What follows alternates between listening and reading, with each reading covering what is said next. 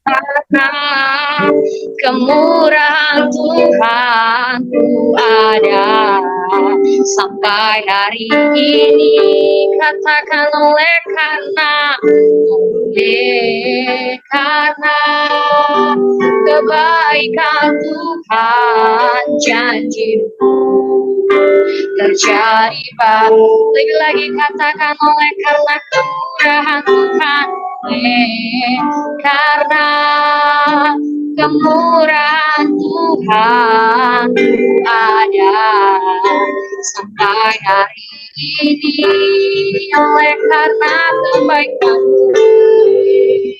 karena kebaikan Tuhan janji-Mu terjadi bagiku. Katakan ku sembah Kau Tuhan, sembah Kau Tuhan, ku mengangkat tanganku, selamanya Kau ajaib bagiku.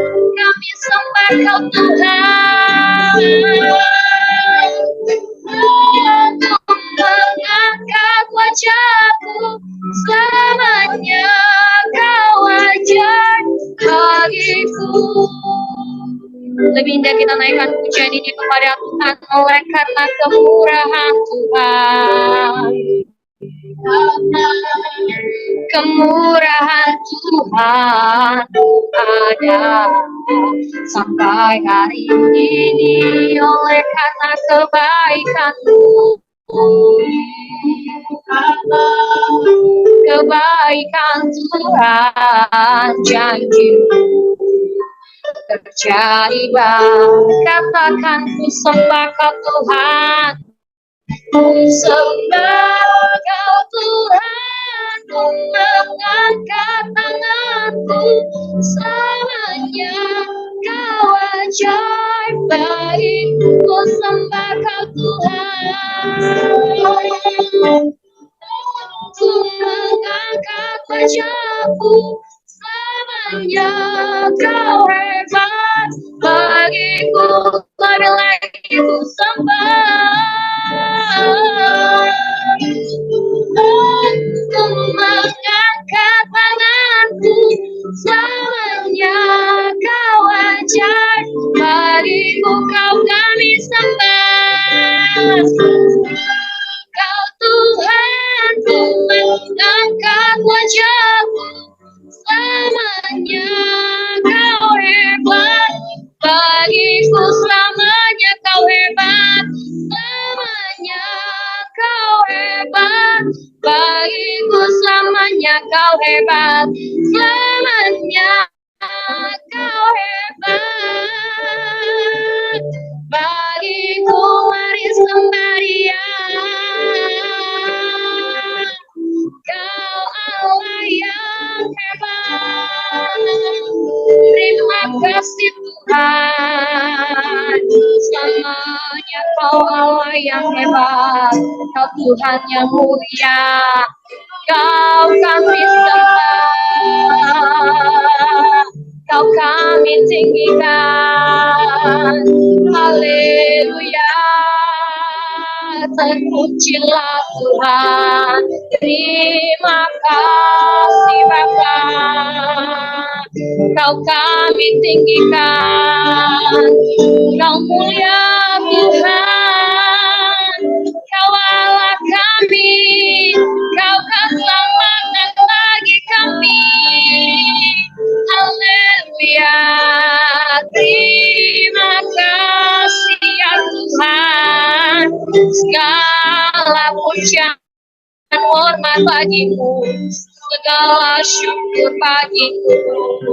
Kau kami tinggikan, Kau Allah yang mulia, Kau Allah yang besar. Haleluya, haleluya, haleluya. Semua terima kasih Tuhan. terima kasih. Kami bersyukur, kami bersyukur. Peganglah tangan kami Tuhan. Oh, Yesus, pegang erat tanganku, ku tak dapat tidur di luar kasih-Mu. Bapa, jangan tinggalkan aku, Engkau alasan selamatku. Yesus, pegang erat tanganku, pegang erat tanganku, ku tak kasih-Mu. Bapa, jangan tinggalkan aku, Engkau alasan selamatku. Engkau alasan selamatku, Engkau alasan selamatku hidup. Benar ya Tuhan, sebab Engkau satu-satunya alasan dalam hidup kami. Sungguh kami bersyukur karena kebaikan-Mu yang sungguh luar biasa di dalam kehidupan kami. Engkau Allah membawa kami boleh ada sampai hari ini. Semua karena anugerah dan kebaikan-Mu di dalam kehidupan kami. Sungguh kami bersuka cita sebab karena kasih-Mu melimpah di sepanjang hidup kami. Malam ini ya Tuhan, lebih lagi kami mau bersorak demi nama Tuhan. Kami mau meninggikan nama Tuhan melalui pujian sorak-sorak kami di hadapan-Mu. Kiranya Engkau Allah memberikan kami semangat dan sukacita di dalam bersorak demi nama-Mu. Sehingga melalui pujian sorak-sorak kami boleh menyenangkan hati Tuhan. Terima kasih Pak. Kami siap berbagi nama-Mu. Siap kita yang siap berbagi dengan saya. Amin. Ada sukacita saudara, setiap kita yang boleh hadir malam hari ini adalah umat-umat Tuhan yang memiliki sukacita di dalam Tuhan. Amin. Kita akan bersorak-sorak bagi nama Tuhan. Kita naikkan pujian ini. Sebab kami bertemu dengan saudara-saudara melalui Zoom karena kasih dan kemurahan Tuhan dalam kehidupan kita. Haleluya. Sambil bertepuk tangan kita naikkan pujian ini kepada Tuhan.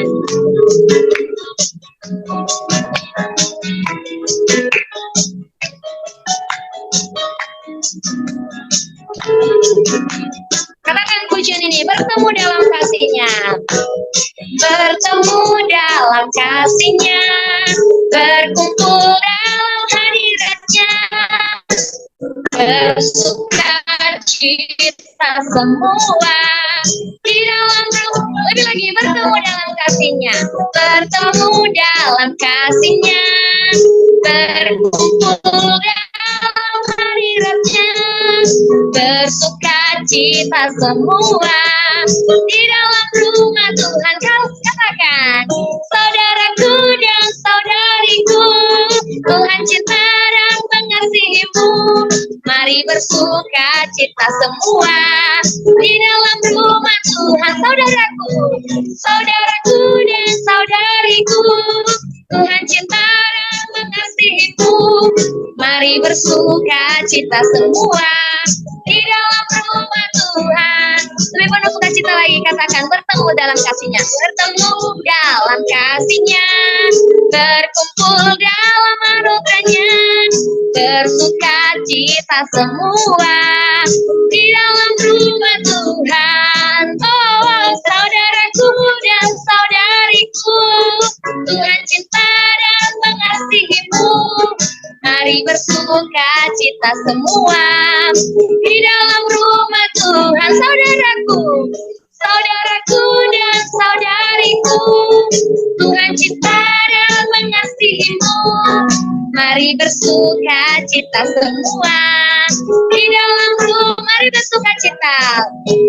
Mari bersuka cita semua di dalamku, mari bersuka cita. Mari bersuka cita semua di dalam rumah Tuhan. Dengan penuh sukacita lagi saudara, kita naikkan pujian. Ku kasih kau dengan kasih Tuhan. Kasih kau dengan kasih Tuhan. Katakan ku kasih kau. Ku kasih kau dengan kasih Tuhan. Katakan ku lihat. Ku lihat di wajahmu. Kau mulia Raja. Ku kasih kau dengan kasih. Katakan ku kasih kau dengan kasih Tuhan. Ku kasih kau dengan kasih Tuhan. Katakan ku kasih kau. Ku kasih kau dengan kasih Tuhan. Katakan ku lihat di wajahmu. Ku lihat di wajahmu. Kemuliaan Raja. Ku kasih kau dengan kasih. Kasih kau. Ku kasih kau dengan kasih. Katakan ku kasih kau. Ku kasih kau dengan kasih Tuhan. Berikan kemuliaan untuk Tuhan. Haleluya. Sebab saya yakin dan percaya setiap kita yang boleh hadir malam ini adalah orang-orang yang saling mengasihi. Amin. Baik saudaraku, sebentar kita mau mendengar kebenaran firman Tuhan.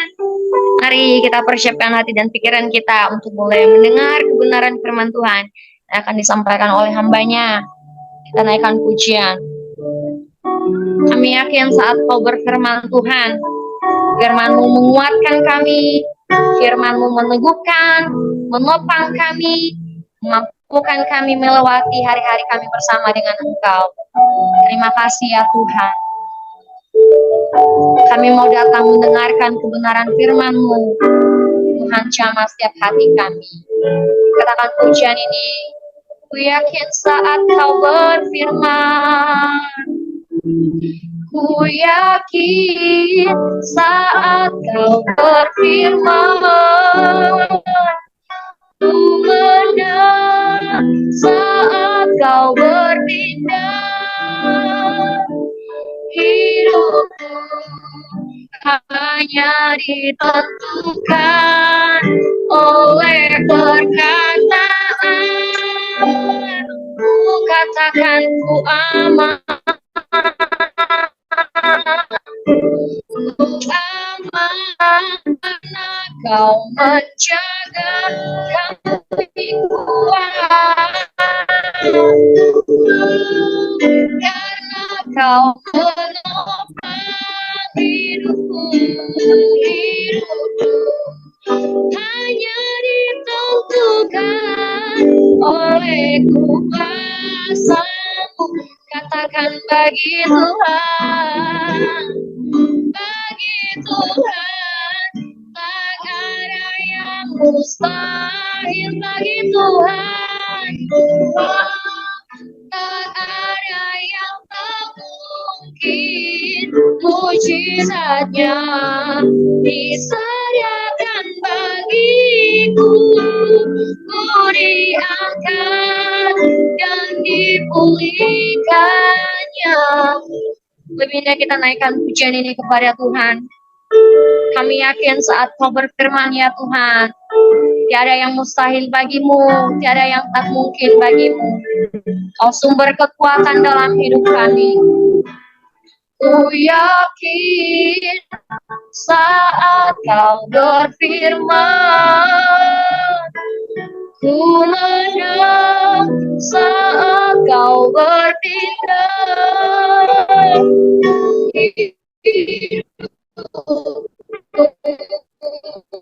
Hanya ditentukan oleh perkataan. Katakan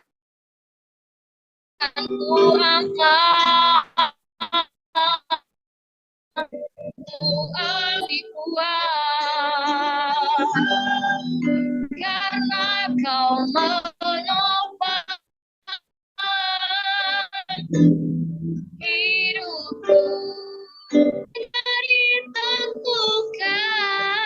oleh kuasa akan bagi Tuhan.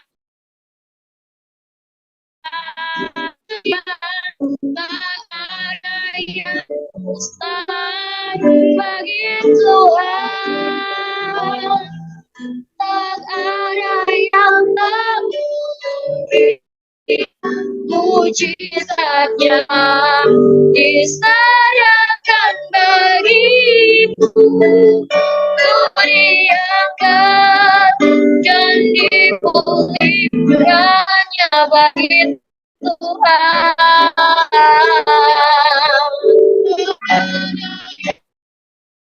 Tak ada yang mustahil bagi Tuhan.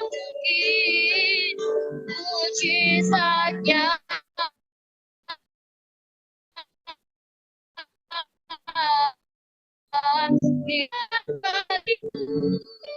diangkat dan dipulihkannya, diangkat,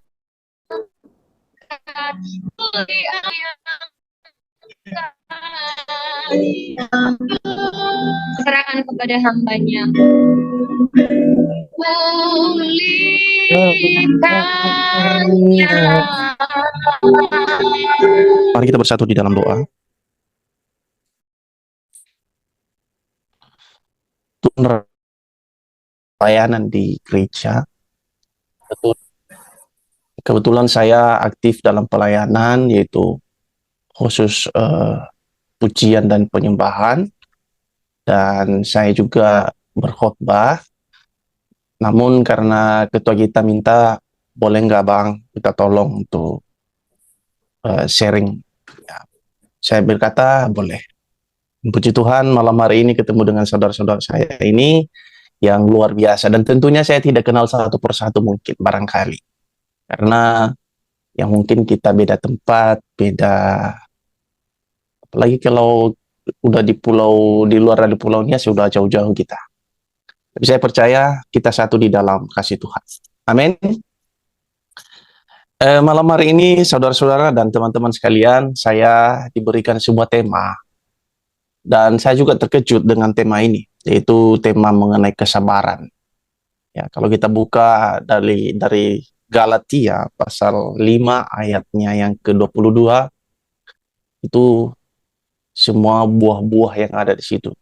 Bukan buah-buahan ya, bukan kendondong, bukan durian, bukan hal-hal buah yang lain, tapi buah-buah roh.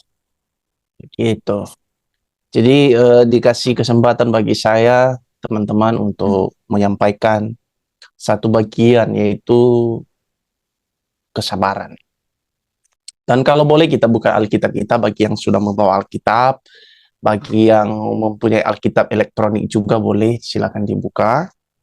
Ya, kita baca bersama-sama di dalam Galatia pasal 5 ayatnya yang ke-22. Saya bacakan dengan seksama dan mari kita simak bersama-sama.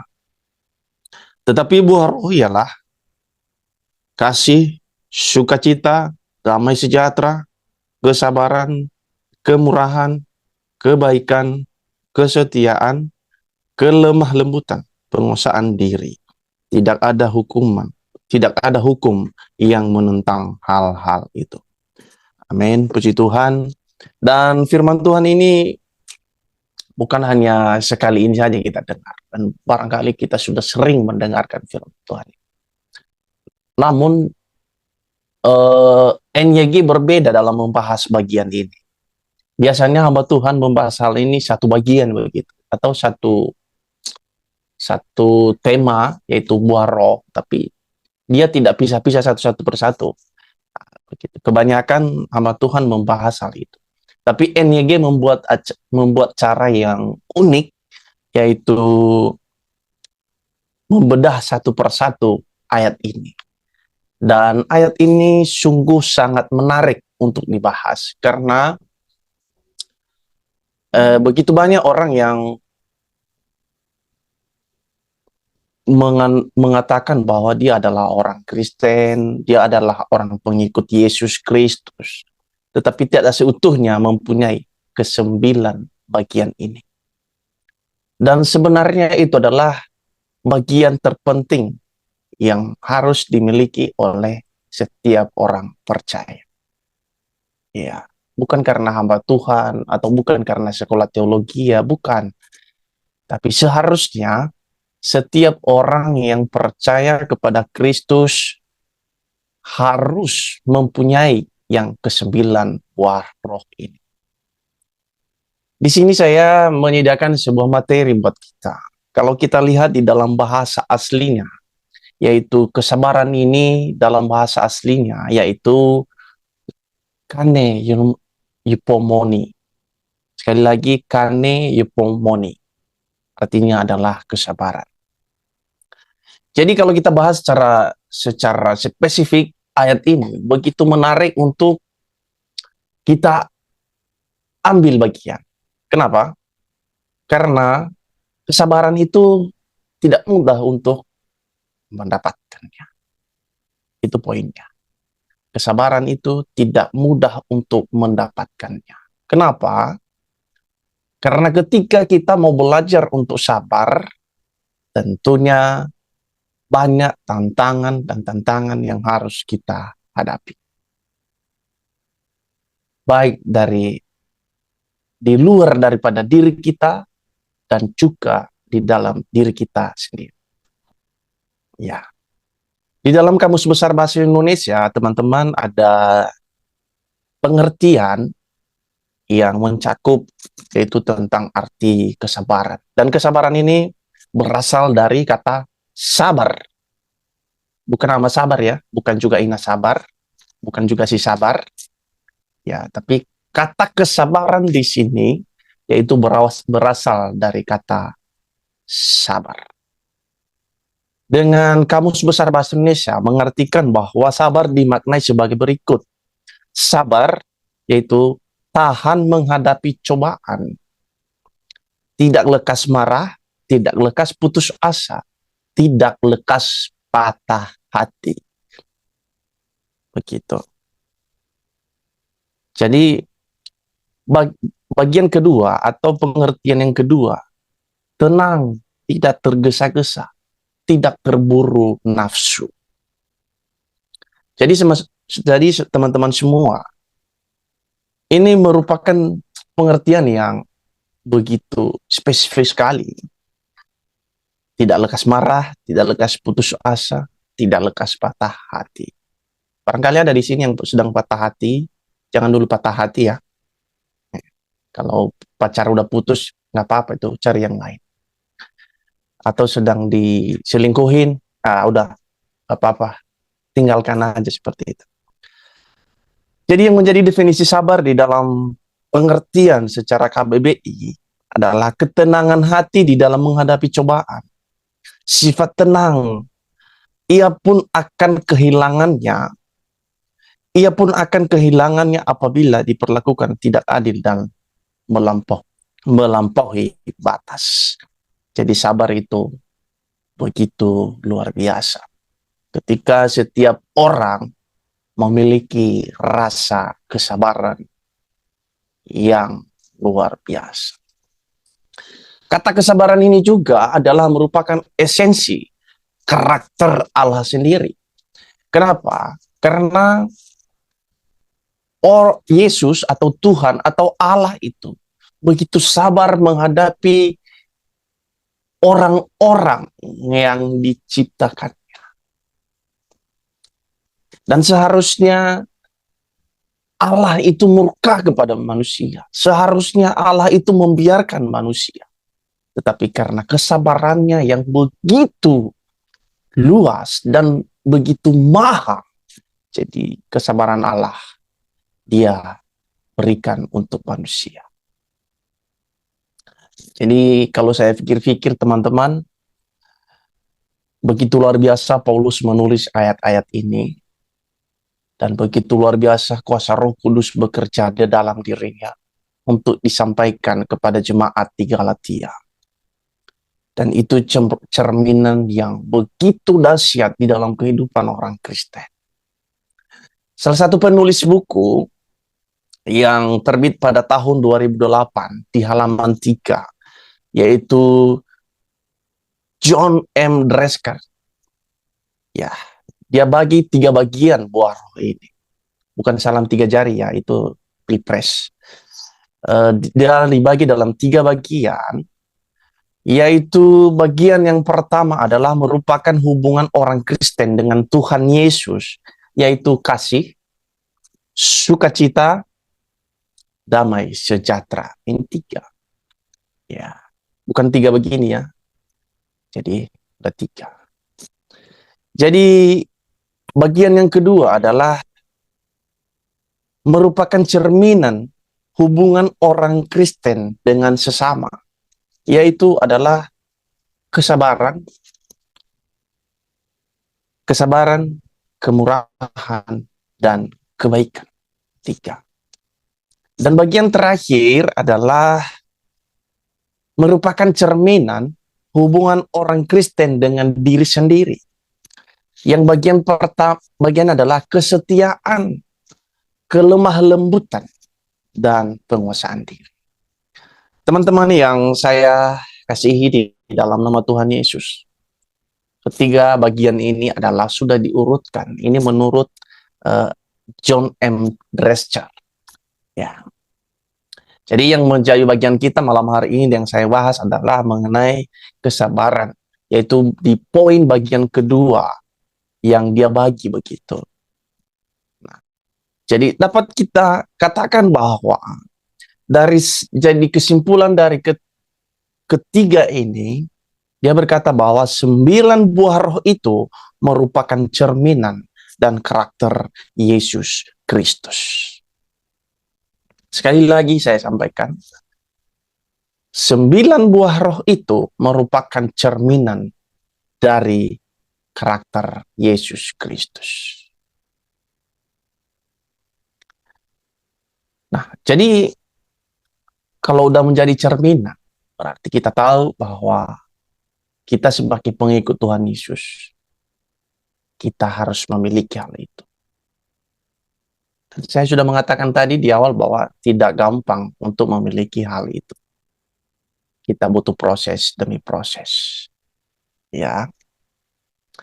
Kemudian hal yang menarik di sini adalah kenapa Rasul Paulus menyampaikan hal demikian kepada jemaat di Galatia.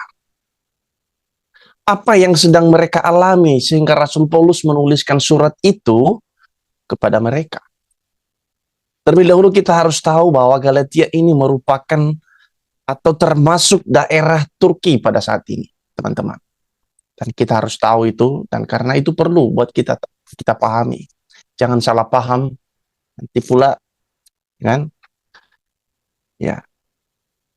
Yang pada masa itu mereka berasal dari suku bangsa Keltik yang termasuk Asia Kecil. Setelah Injil tentang Yesus mulai diberitakan dan juga diterima oleh orang-orang yang bukan Yahudi, maka timbullah pertanyaan, apakah untuk menjadi seorang Kristen yang sejati, orang harus mentaati hukum agama Yahudi yang disebut hukum Taurat atau bagaimana? Itu. Kemudian Rasul Paulus mengemukakan bahwa itu tidak perlu sesungguhnya. Satu-satunya dasar yang baik untuk kehidupan Kristen adalah percaya kepada Kristus sebagai Tuhan dan Juru Selamat pribadi. Dengan kepercayaan itu, hubungan manusia dengan Tuhan menjadi baik kembali. Tetapi orang-orang yang menentang Rasul Paulus pada saat itu telah datang kepada jemaat yang ada di Galatia, yaitu sebuah daerah di Anatolia, pusat Asia Kecil. Mereka berpendapat bahwa untuk memperbaiki hubungan manusia dengan Tuhan, setiap orang harus melaksanakan hukum agama Yahudi. Dalam tanda kutip adalah hukum Taurat. Nah, itulah yang ada pada saat itu dan itulah yang terjadi sehingga Rasul Paulus mengirimkan suratnya kepada mereka. Supaya mereka tidak kehilangan yang namanya adalah mereka percaya sepenuhnya dengan Kristus. Dan mereka tidak dijauhkan daripada hal itu. dan mereka tetap berdiri teguh tentang pengenalan mereka kepada Kristus. Dan sinilah kita tahu bahwa alasan terkuat Rasul Paulus untuk mengirimkan suratnya kepada jemaat di Galatia supaya mereka tetap teguh dan kokoh di dalam Kristus yang telah mereka terima. Jadi saudara-saudara yang terkasih yang saya banggakan pada malam hari ini, kenapa saya mesti harus sampaikan alasan ini? Kenapa saya harus detail untuk membacakan dan untuk menyampaikan kepada kita? Supaya kita tidak gagal paham mengenai bahasa roh ini atau buah-buah roh ini, supaya tidak gampang untuk kita lari daripada topik yang sedang kita bahas. Jadi tujuan Rasul Paulus kepada mereka adalah supaya mereka tetap berdiri dan kokoh di dalam Kristus. Bukan berarti kita menyadapkan hukum Taurat. Bukan. Rasul Paulus bukan tujuannya begitu, bukan. Taatilah hukum Taurat, tapi lakukanlah yang dimaksud tujuannya kedatangan Yesus Kristus ke dunia. Jadi melalui hal ini kita dapat memahami bahwa alasan ini cukup akurat buat kita dan cukup kita mengerti bahwa untuk memiliki hal-hal yang unik di dalam Kristus adalah sudah ada alasan yang tepat untuk kita paham. Maka melalui alasan di atas, kita dapat memahami bahwa kita sebagai orang Kristen tidak pernah akan cukup bagi kita apabila kita hanya tahu tentang Injil dan tidak untuk menghidupinya. Ya, makanya saya bilang, banyak orang atau nyaho dan alamannya yang mana KTP-nya besar apa Kristen. Nolah tulis bahwa KTP-nya Kristen. Tapi tidak hidup seutuhnya seperti yang dimau Tuhan Yesus. Banyak orang yang hanya hidupnya sebagai gampangan untuk menjadi pengikut Kristus. Artinya bahwa ya status itu demikian. Tapi tidak hidup di dalam. Saya percaya bahwa anak-anak Tuhan yang ada di Zoom pada malam hari ini, yang sedang bertatap muka dengan saya pada malam hari ini, bahwa kita tahu mengenai Tuhan, mengenal Tuhan lebih dalam, dan kita juga hidup di dalam kebenaran. Begitu. Ya. Sangat banyak contoh yang terjadi di dalam Alkitab, di mana oleh karena ketidaksabaran mereka tidak sampai dan tidak terjadi seperti yang Tuhan inginkan dalam dirinya. Ya, teman-teman yang saya kasihi, ini hal menarik buat saya. Karena kenapa? Untuk hal demikian menjadi sabar itu begitu sulit dan begitu rumit untuk kita mendapatkannya. Sedikit saya sampaikan di sini, teman-teman. Saya bersaksi tentang diri saya. Saya adalah anak kampung dan hidup di bawah kekerasan. Dan kehidupan saya itu identik dengan emosional. Sebelum saya bertobat, saya sekolah teologi tahun 2012. Dan saya satu-satunya orang Gomo yang ada di asrama itu. Dan saya satu-satunya orang yang keras kepala. Dan saya juga satu-satunya orang yang tidak pernah sabar. Begitu. Kesabarannya hanya setebal tipis, setebal tisu. Sedikit kena udah langsung sobek dan basah. Begitu. Tapi singkat cerita, teman-teman, untuk saya bisa menjadi sabar, saya harus digembleng dan saya harus menghadapi sebuah tantangan. Tantangan yang saya hadapi adalah ketika saya diperhadapkan dengan sebuah masalah. Dan untuk menjadi sabar, yang saya alami adalah saya harus berpuasa selama seminggu. Dan 1 minggu itu tidak enak, teman-teman. Tidak enak. Kenapa saya dipuasakan? Ya karena emosional. Saya melawan istri kepala asrama. Bahkan sampai tali gitar pada saat itu saya putuskan dengan tangan kosong, tangan sendiri. Dan tentunya itu bukan sebuah kebanggaan bagi saya, tapi itu adalah sebuah kebodohan buat saya. Dan itu adalah sebuah proses buat saya, supaya saya bisa sabar, supaya bisa memiliki kesabaran itu. Dan puji Tuhan, ketika saya gunakan waktu 7 hari itu, ketika saya dipuasakan 7 hari, dan saya mengambil kesempatan untuk berdoa, Tuhan, saya tidak mau berdiri di posisi ini, karena saya ini adalah alatnya Tuhan. Dan disitulah mulai sadar dan sadar dan sadar. Dan ketika lewat hal itu, setelah hal itu terjadi, pelan-pelan saya mulai bisa sabar. Nah, kenapa saya angkat sebuah contoh ini, teman-teman? Karena ini pengalaman hidup yang saya alami. Orang Gomo itu keras, bro. Ya, sudah banyak yang tahu dan mungkin teman-teman banyak tahu bahwa orang yang berasal dari Gomo ini agak-agak keras kepalanya. Keras kepalanya luar biasa.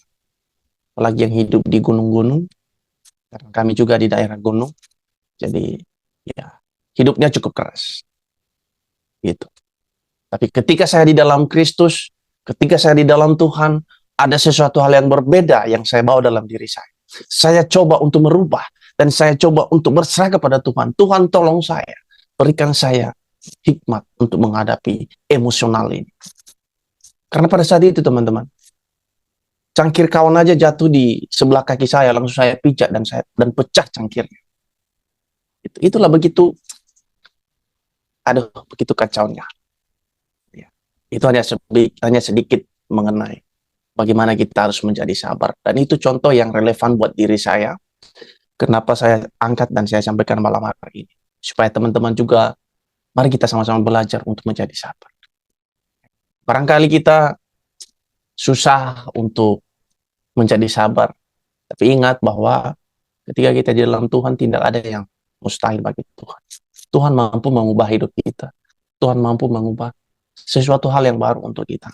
Supaya kita bisa sabar. Dan ketika kita sabar, ada hal-hal yang luar biasa yang Tuhan percayakan dalam diri kita. Begitu. Ya. Saya ambil sebuah contoh, teman-teman, buat di dalam Alkitab yang tidak sabar dan dia gagal, yaitu Musa. Musa adalah alatnya Tuhan untuk membebaskan orang Israel dari tanah Mesir. Tapi salah satu yang membuat dia jatuh dan tidak sampai ke tanah perjanjian adalah ketika dia melanggar apa yang disampaikan Tuhan. Oleh karena dia didesak, dan terus orang Israel pada saat itu bersungut-sungut dan bersungut-sungut. Ya, karena orang Israel mengatakan, lebih baiklah kami mati di sana, lebih baiklah kami ada di daerah Mesir daripada kami mati di padang gurun. Sehingga Musa saat itu emosi dia.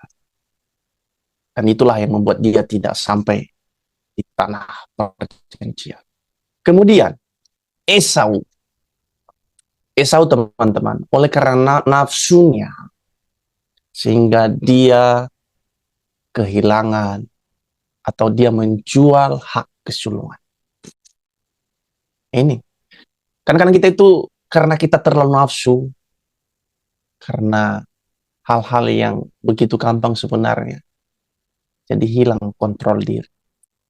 Jadi kita tidak sabar lagi. Udahlah, yang penting apa aja deh, begitu. Ya, tapi saya percaya tidak ada di sini, itu tidak ada yang melakukan hal-hal seperti itu, ya kan? Kemudian Saul lagi, teman-teman.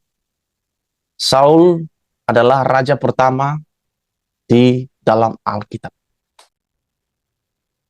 Nah, status sebagai raja, teman-teman, dia hanya memimpin, bukan untuk mempersembahkan korban. Tapi Saul, karena dia tidak sabar menunggu Samuel untuk datang mempersembahkan korban bakaran dan keselamatan, sehingga Saul sendiri melakukan hal demikian. Dan akhirnya Tuhan tidak berkenan kepada. Nah, ini contoh yang begitu dekat dengan kita. Ya, ini begitu, aduh, rupanya kalau kita tidak sabar ini bahaya juga. Kalau tidak memiliki kesabaran ini memang bahaya. Begitu. Efeknya begitu besar, teman-teman. Efeknya begitu besar kalau kita tidak sabar. Bagi yang sudah menikah, sepertinya ada yang sudah menikah di sini. Ya, bukan hanya saya yang sudah menikah. Mungkin ada juga yang punya pacar.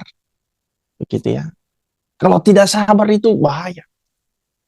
Bahaya, teman-teman. Apalagi dalam keluarga. Kalau tidak sabar itu bahaya. Bisa hancur. Yang terjadi adalah semuanya terbang. Piring terbang. Cangkir terbang.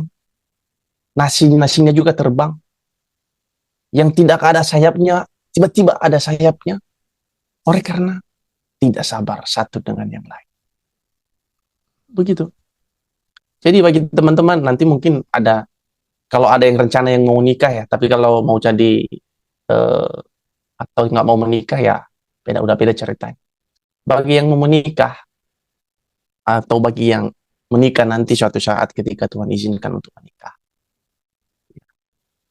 Sebelum menikah, cobalah untuk memiliki sabar. Cobalah memiliki rasa sabar yang luar biasa. Karena begini, situasi tidak selalu manis. Situasi tidak selalu enak. Situasi juga tidak selalu buruk. Situasi juga tidak selalu dalam posisi datar, tidak. Situasi itu bagaikan gelombang. Kadang naik, kadang turun, kadang naik, kadang turun. Itu yang terjadi. Gitu. Nah, nanti gara-gara tidak sabar, ya bisalah semuanya terbang tadi seperti yang saya sampaikan. Baju-baju juga langsung ada sayapnya terbang keluar. Gitu. Ujung-ujungnya tetangga lihat, udah jatuh yang bagian kecilnya. Terbang semua. Ada sayap semua begitu. Dan itu yang memang kacau. Dan kenapa harus saya sampaikan sedetail-detail mungkin untuk teman-teman? Karena ketika kita di dalam Tuhan, kita harus belajar berbeda dengan orang yang tidak ada di dalam Tuhan. Yang tidak benar-benar serius di dalam Tuhan. Kita harus berbeda dengan mereka. Kita harus tampilkan sesuatu hal yang baik. Kita harus cerminkan bahwa diri kita ini, saya sudah memiliki Tuhan Yesus loh. Jadi saya harus mencerminkan kepada orang lain. Kepada teman saya, apalagi kepada pasangan saya, kepada pacar saya. Saya harus cerminkan bahwa saya ini adalah orang yang sudah menerima Yesus. Begitu. Supaya kita tidak sia-sia untuk menjadi orang, kita mendengar firman Tuhan, kita ibadah. Begitu. Di sini mungkin ada yang lebih dari 1 kali ibadah. Ada yang sudah 2 kali, ada yang sudah 3 kali. Gitu. Jadi saya percaya bahwa kesabaran kita tidak setipis tisu. Kalau bahasa zaman tahun berapa itu ya, tidak setipis daun sangke-sangke. Gitu. Ya, jangan seperti itu. Kita harus belajar untuk memiliki kesabaran. Ya, untuk menghadapi rintangan-rintangan dalam kehidupan kita di masa-masa kehidupan kita sekarang, untuk di masa yang akan datang. Dan ketika kita sudah kokoh di dalam kesabaran kita, kita memiliki berarti kita tetap berdiri di dalam porsi kita sebagai anak Tuhan. Kita tidak mudah jatuh. Kita tidak mudah hilang kesabaran. Tapi kita tetap memiliki kesabaran apabila kita ada di dalam Tuhan. Lalu kita bertanya, bagaimana caranya supaya saya sabar? Ini saya sedikit-sedikit emosi loh Bang. Sedikit-sedikit saya begini loh Bang. Aduh, gampang caranya. Caranya adalah yang pertama, baca firman Tuhan.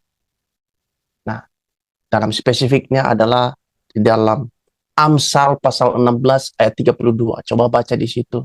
Orang sabar melebihi seorang pahlawan. Begitu. Kalau teman-teman mau jadi sabar, itu melebihi seorang pahlawan. Pahlawan itu kepala loh. Dan diakui kekuatan. Begitu lebih dari situ ketika kita memiliki kesabaran. Bayangkan. Bayangkan hal itu. Apalagi situasi-situasi seperti pada saat ini, teman-teman. Eh, Kalau di pelayanan, sering terjadi hal seperti itu. Ya, bahkan kesabaran itu selalu diuji di dalam pelayanan. Di dalam kehidupan sehari-hari, di dalam pekerjaan, selalu diuji. Tapi saya mengatakan, buat kita sekalian, hal itu, sabar itu sangat gampang. Ketika saudara taruh Tuhan Yesus di sini, di dalam hati ini. Ketika firman Tuhan ada di dalam hati ini, itu sangat gampang. Tapi yang membuat sulitnya adalah ketika kita tidak pernah mau membaca, tidak mau merenungkan firman Tuhan. Baca dan renungkan, itu penting, dan itu hal penting. Kalau hanya membaca, ya udah kita baca aja, sama kita dengan membaca novel. Ya kan? Hanya lewat begitu saja. Tapi ketika kita renungkan di dalam diri kita, maka kita merasakan, oh rupanya begini, rupanya begini.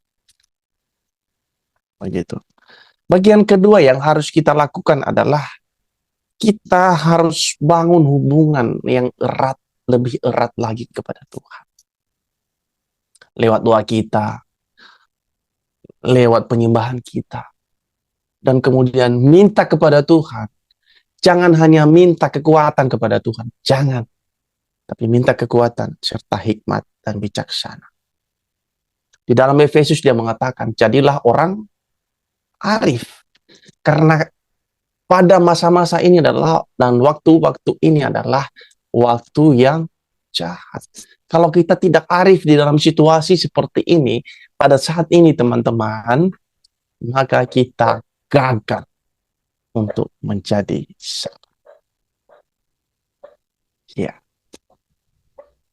Dan yang terakhir, yang harus saya sampaikan bagi kita malam hari ini adalah belajar untuk introspeksi diri. Kebanyakan orang itu tidak sabar karena dia tidak mau menerima kesalahannya. Ya kan? Nah, lalu bahkan dalam ini pasuku adalah petiar ibe noro nabunya citenga. Sebenarnya noronya ba ibe noro nab. Iya. Semua tahu bahasa Nias kan? Tahu udah pada lupa bahasa Nias. Nah, jadi beban hidupnya dia bebankan kepada orang lain. Terus saya mengatakan, untuk menjadi sabar, kita harus introspeksi diri. Kita harus belajar, oh rupanya kesalahan saya begini, kekurangan saya begini. Aduh, rupanya ya. Begitu. Dan kita harus menjaga hati kita. Jaga hati, jaga pikiran, dan jaga bibir. Karena yang kalau tidak sabar ini yang duluan bertindak adalah bibir. Begitu. Nah, kalau udah bibir yang berbicara, apalagi keluar kata-kata yang semuanya adalah yang ada di kandang, itu keluar semua kata-katanya kan. Sebenarnya kalau dia bilang dagingnya enak, gitu. Tapi kalau sebut ini, nama ini, nama ini, nama ini, gitu kan. B2, B1 lah, begitu. B3, B5, itu yang keluar. Ya, makanya kita harus menjaga hati kita. Kita jaga pikiran kita. Kita jaga bibir kita. Karena melalui bibir kita ini, di situ juga akan membunuh orang. Begitu. Dalam firman Tuhan yang mengatakan lidah tidak bertulang. Dan lidah itu bagaikan api. Begitu. Jangan sampai seperti itu. Dan saya percaya NYG ini, anak-anak Tuhan yang ada di NIAS Youth Generation ini adalah anak-anak Tuhan yang memang tunduk sepenuhnya kepada Tuhan. Amin. Iya, saya percaya hal itu.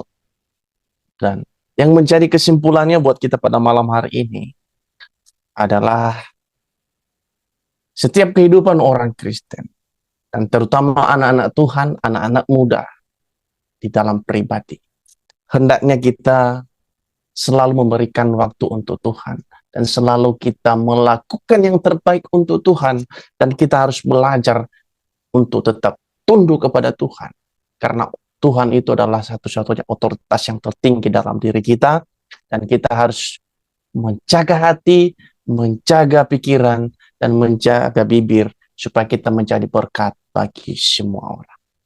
Terima kasih, dan sampai di situ firman Tuhan buat kita malam hari ini.